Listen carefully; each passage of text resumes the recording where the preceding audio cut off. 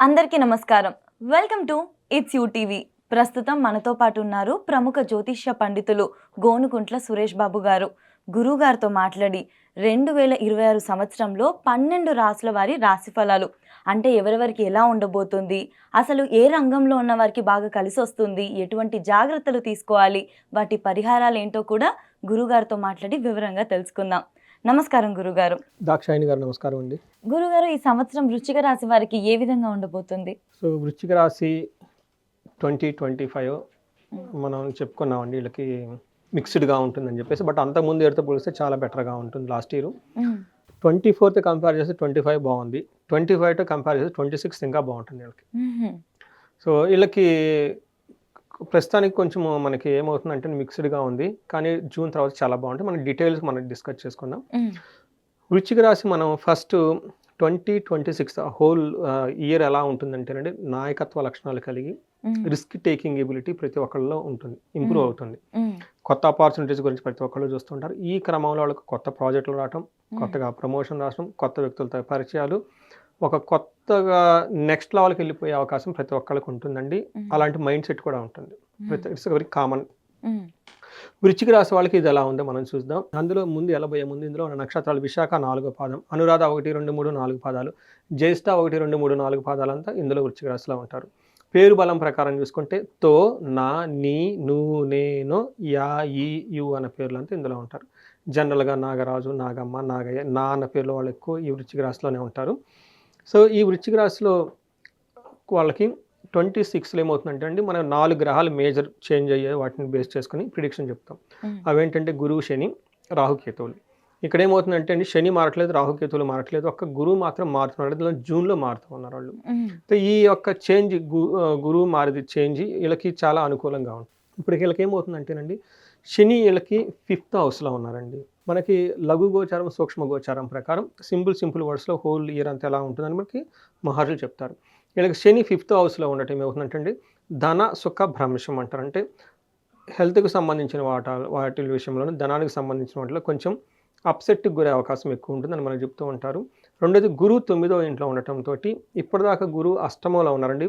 నేను ప్రొఫెషనల్ మ్యాటర్స్లో చాలామందికి గైడెన్స్ ఇచ్చాను. ఈ రాశి వాళ్ళకి జాబ్ అంత అనుకూలంగా లేకపోవటం, జాబ్లో ప్రెషర్ ఉండటం, ఇష్టం లేకపోయినా చేయటం, ఏదో మేనేజ్మెంట్ వీళ్ళకి స్కిల్ సెట్ ఒకటైతే ఇంకొకటి స్కిల్ సెట్ బిజినెస్ వాళ్ళకి జాబ్ ఇవ్వటం, ఇలా చేయకూడని ప్లేస్లో పనులు చేసుకుంటూ రావటం, ఇలా ఇబ్బందులతో ఉంటున్నారు ఎక్కువ మంది. అయితే 9వ ఇంట్లో ఏమవుతుందంటే, గురువు మారటంతో ఈ ధనానికి సంబంధించిన వాటి విషయంలోనూ జాబ్లో చాలా ఇంప్రూవ్మెంట్ వస్తుంది. కొత్తగా ప్రమోషన్స్ రావటం, పెళ్ళిళ్ళు అవ్వటం, శుభకార్యాలు జరగటం, ఇల్లు కట్టడం, ఇవన్నీ జరిగే అవకాశం ఈ రాశి వాళ్ళకి ఎక్కువగా ఉంది. అయితే 4వ ఇంట్లో రాహు ఉండటంతో ఇంటికి సంబంధించిన వ్యవహారాల్లో ఎక్కువగా భయపడుతూ ఉంటారు వీళ్ళు. యాక్చువల్గా అంత ఉండదు, కానీ వీళ్ళు ఎక్కువ భయపడుతూ ఉంటారు. 10వ ఇంట్లో కేతు ఉండటంతో ప్రొఫెషనల్ మ్యాటర్స్లో కొంచెం కటింగ్లుగా ఉన్నట్లు ఉంటుంది అనమాట. అంటే అంత స్మూత్గా ఉండదు. ఏదో కొన్నిసార్లు బాగుంటుంది, కొన్నిసార్లు తగ్గుతుంటుంది, కొన్నిసార్లు బాగుంటుంది, అప్స్ అండ్ డౌన్స్ ఎక్కువ ఉంటుందని చెప్పుకోవాలి. బట్ ఓవరాల్గా కనుక చూసుకుంటే లాస్ట్ ఇయర్తో కంపేర్ చేస్తే ఇయర్ చాలా బాగుంటుంది. లాస్ట్ ఇయర్ ఎలా ఉందో అంతకుముందు సంవత్సరంతో కంపేర్ చేస్తే చాలా బాగుంటుంది. అంటే వీళ్ళు టోటల్గా ఒక ప్రోగ్రెసివ్గా ఉంటుంది వీళ్ళ గ్రాఫ్ అంతా మనం చెప్పుకోవాలి. మనకి డీటెయిల్స్ కనుక చూసుకుంటే శనిలకు 5వ ప్లేస్లో ఉండి ఏంటంటే రిజల్ట్ మనకి మహర్షులు ఏం చెప్తారంటే, కార్యహాని, మనస్తాప, జ్ఞాతి వ్యాజ్య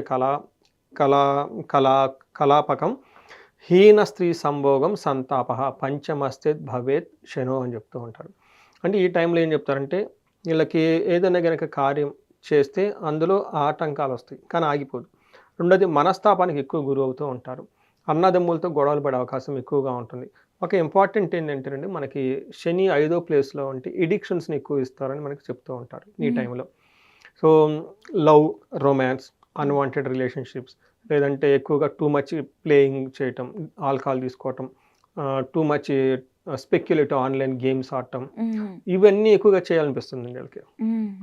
టూ మచ్ సోషల్ మీడియాలో స్పెండ్ చేయటం, ఇవి ఎక్కువ చేస్తే ఆలోచన ఎక్కువగా ఉంటుంది. శని ఇది ఒకటే వాళ్ళకి డ్రాబ్యాక్ ఇస్తాడు, మిగతా అన్ని విషయాల్లో బాగానే ఉంటుంది. ధనం విషయాలు అప్స్ అండ్ డౌన్స్ ఎక్కువ ఉంటుంది. అంటే శని ఇక్కడ నార్మల్ తటస్థం అని మనం చెప్పుకోవచ్చు. అయితే జూపిటర్ వీళ్ళకి 8th అష్టమంలో గురువు ఉండటంతో జనరల్ సెన్స్లో వీళ్ళకి మేనేజ్మెంట్ స్కిల్స్ చాలా తక్కువగా ఉంటుంది, నాలెడ్జ్ షేరింగ్ క్యాపబిలిటీ తక్కువగా ఉంటుంది. అలానే ఎడ్యుకేషన్లో చాలా స్లోగా ఉంటారు, అలానే ఈ టైంలో పెళ్లి కాకుండా ఉండటం, లేదంటే పెళ్లి ప్రయత్నాలు చేస్తూ ఉంటే ఆగిపోవటం, ఇవన్నీ ఎక్కువగా ఉంటుంది. ఎప్పటి వరకు అంటే జూన్ వరకు. ఓకే. సో జూన్ తర్వాత గురువు ఏమవుతుందంటే మారడంతో వీళ్ళకి ఇప్పటిదాకా ఉన్న ప్రాబ్లమ్స్ అన్ని పోయి మంచి జరుగుతూ ఉంటుందని చెప్పుకోవాలి. మనకి మహర్షులు సంస్కృతిలో ఏం చెప్తారంటే చోరాగ్ని నృపభీతిచ్చ గాత్ర గాంభీర్య నాశనం నిష్ఠూరం సాహసం క్రోధం మస్తమస్తేద్ భవేద్ గురువు అంటారు. అంటే 8వ ఇంట్లో గురువు ఉంటే ఏమవుతుందంటే వీళ్ళకి చోర అగ్ని అంటే దొంగతనాలు జరగటం, అగ్ని ప్రమాదాలు జరగటం, నృపభీతి అంటే పై బాస్తో ప్రాబ్లం, బాస్తో గొడవలు, గాత్ర గాంభీర్య నాశనం, బాడీ లాంగ్వేజ్ చాలా ఏమంటుంది, చాలా వీక్గా ఉంటుంది, స్ట్రాంగ్గా ఉండదు అనమాట. నిష్ఠూరం వర్క్ ఏదో నెగిటివ్గా మాట్లాడేస్తూ ఉంటారు వీళ్ళు, ఎందుకంటే వీళ్ళకి తగిన విధంగా వాతావరణం లేదు కాబట్టి ఆ ఫ్రస్ట్రేషన్ అంతా వీళ్ళే వేరే వాళ్ళని ఎత్తివేసేస్తూ ఉంటారు. అలానే సాహసం, క్రోధం అంటే టూ మచ్ రిస్క్ తీసుకుంటూ ఉంటారు, కోపానికి గురవుతూ ఉంటారు. అలా ఎక్కువగా అంటే ఇన్ నార్మల్ సెన్స్ ప్రొఫెషన్లో ఇష్టం లేకుండా ఉంటారు, వాళ్ళకి తగిన సూటబుల్ జాబ్ లేకుండా ఉంటారు, మనం గమనించుకోవచ్చు. అయితే జూన్ తర్వాత మారిన తర్వాత గురువు అనుకూలంగా రావడంతో అర్థం స్వకులాచార గృహలాభం సుఖభోజనం నిత్య శ్రీ జన సంపర్క నవమస్థిత్ భవేద్ గురువు అంటారు. 9వ ఇంట్లోకి గురువు రావడంతో లక్ యాక్టివేట్ అవుతుంది.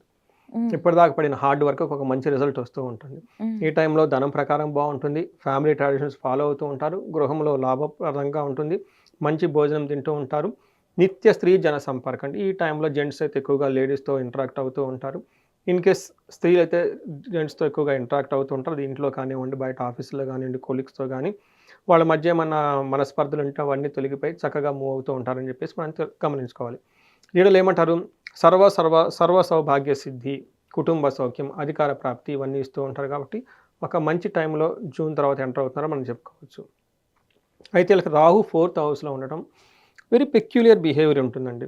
నేను ఇండివిడ్యువల్గా జాతకం చూశాను వాళ్ళది, గోచారంలో ఉన్నప్పుడు కూడా నేను చాలామంది జాతకాలు చూశాను. వీళ్ళకి ఎలా ఉంటుందంటే చిత్త భ్రంశం స్త్రీ మూలచ్చ భయప్రదం గమనే కార్యనాశనం చ అంటారు. అంటే 4వ ఇంట్లో రాహు ఉంటే ఏమవుతుందంటే చిత్త భ్రంశం అంటే ఏమవుతుందంటే ఇంటికి సంబంధించిన వ్యవహారాల్లో ఏదో ఒక విషయంలో ఏమీ లేకపోయినా ఏదో ఉన్నట్టు ఫీల్ అయిపోతూ బాధపడుతూ కూర్చుంటారు. ఎగ్జాంపుల్ ఇల్లంతా చాలా బ్యూటిఫుల్గా ఉంటుంది, పెయింట్ ఎక్కడో ఒక రాంగ్ పెయింట్ వేస్తారు, దాని గురించి వీళ్ళ మైండ్ అంతా ఆ పెయింట్ మీదే ఉంటుంది. ఓవర్ థింకింగ్ ఎక్కువగా ఆలోచించడం, ఇంత పెద్ద ఇల్లు బాగుందని ఆలోచించారు, ఆ పెయింట్ అక్కడ పోయింది, అది దానికే కనిపిస్తుంది, పాపం ఎవరికి కనపడదు. అది ఇంట్లో ఎవరికో పిల్లలకో ఏదో హెల్త్ బాగుంటుంది, బాగలేకపోతే వీళ్ళే టూ మచ్ బాధపడిపోతూ ఉంటారు. దాన్ని చిత్త భ్రంశం అంటారు. వాత రోగం గ్యాస్ట్రైటిస్ వచ్చి ఉంటుంది. స్త్రీ మూలచ్చ భయప్రదం, వీళ్ళకి స్త్రీల ద్వారా ఎవరైనా ఉంటే వాళ్ళతో భయం పడే అవకాశాలు ఎక్కువ ఉంటుంది. ఇన్ కేసు లేడీస్ అయితే జెంట్స్ ద్వారా భయం పడే అవకాశాలు ఎక్కువ ఉంటుంది. గమనే కార్యనాశం ఎక్కువగా ట్రావెల్ చేస్తుంటే అందులో ఎక్కువగా కలిసి రాదు ఈ రాశి వాళ్ళకి, అది కొంచెం ఇప్పుడు దాకా చెప్పిన విషయాల్లో జాగ్రత్తగా ఉండాలి. నెక్స్ట్ మనకి కేతు చూసుకున్నాం కదండి, కేతు వచ్చేటప్పుడు వీళ్ళకి 10th హౌస్లో ఉండి ప్రొఫెషనల్ మ్యాటర్స్లో. గురుగారు నక్షత్ర పరంగా వీళ్ళకి ఎలా ఉంటుంది? సో నక్షత్రం విశాఖ, అనురాధ, జ్యేష్ఠ 3 నక్షత్రాలు ఉంటాయి. ఇందులో విశాఖ నక్షత్రం వాళ్ళకి సంపదలు వస్తుంది, సర్వజన పూజ్యము, హెల్త్ చాలా స్ట్రాంగ్గా ఉంటుంది. అయితే వీళ్ళకి మరణము అని ఉంటుందండి, మన సినిమాల్లో వాడే మరణం కాదు. ఇక్కడ ఏంటంటే వాళ్ళకి ఏదన్నా ఒక ఫ్లో, ఒక ఇప్పటిదాకా ఏదైనా నడుస్తున్న బిజినెస్ ఉన్నా లేదంటే జాబ్లోను ఆటంకాలు వచ్చి ఆగిపోతాయి అని దాని మీనింగ్. నెక్స్ట్ అనురాధ నక్షత్రం వాళ్ళకి హెల్త్ బాగుంటుంది, ఇయర్ ఎండ్లో హెల్త్ కొంచెం డిస్టర్బెన్స్ అవుతుంది, సర్వజన పూజ్యం అందరి నుంచి చక్కగా మర్యాదలు పొందుతూ ఉంటారు, సంపదలు ఉంటుంది. అయితే అనురాధ నక్షత్రం వాళ్ళకి హెల్త్ కాంప్లికేషన్స్ కొంచెం జాగ్రత్తగా చూసుకోవటం ముఖ్యం. తర్వాత జ్యేష్ఠ నక్షత్రం వాళ్ళకి సర్వజన పూజ్యం, అందరి దగ్గర బాగా రెస్పెక్ట్ ఉంటుంది, సంపదలు ఉంటుంది, ఆరోగ్యం చాలా బాగుంటుంది.